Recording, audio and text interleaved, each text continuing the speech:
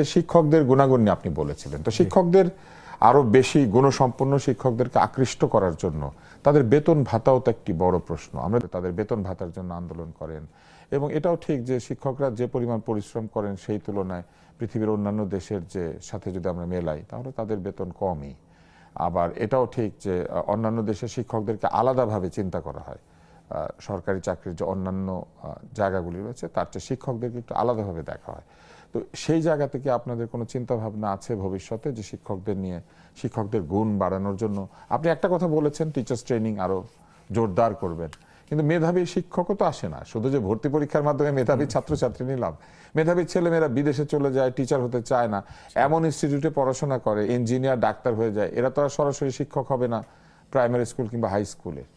আবার basic subject physics, chemistry, বায়োলজিতে মেধাবীরা সেইভাবে পড়তেও চায় না, কারণ সেইগুলিতে চাকরি কম। এটাই আসলে আমার জানার ইচ্ছা যে এই সমস্যাগুলিকে কিভাবে মোকাবেলা করবেন। আপনি অনেকগুলো সোশ্যাল সমস্যা একসাথে আখ্যায়িত করলেন, আমি জাস্ট টিচারে আসি। আবার আমাদের দেশে অনেক শিক্ষিত ছেলে মেয়ে কোচিং সেন্টারে পড়ায়, পয়সা বেশি তাই, কিন্তু শিক্ষক হতে চায় না। না, শিক্ষক হতে চায় না। সো এখানে এই ফ্যাক্টরগুলো আছে। তবে আমরা এখন আমাদেরটাতে আসি। আমরা যেটা করতে চাই, শিক্ষকদের পুরো আলাদা পে স্কেলে নিয়ে যেতে চাই। আমরা আর ওই সরকারি চাকরিজীবীর পে স্কেলে শিক্ষকদের রাখতে চাই না। কারণ এটা যেমন সত্যি যে শিক্ষকরা অত্যন্ত গুরুত্বপূর্ণ, তাদের কাজটা অত্যন্ত গুরুত্বপূর্ণ।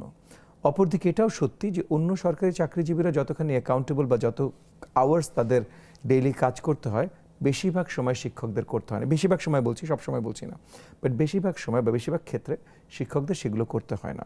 সো আমার মনে হয় তাদের সেম পে স্কেলেই তাদের আসলে ধরা উচিত না।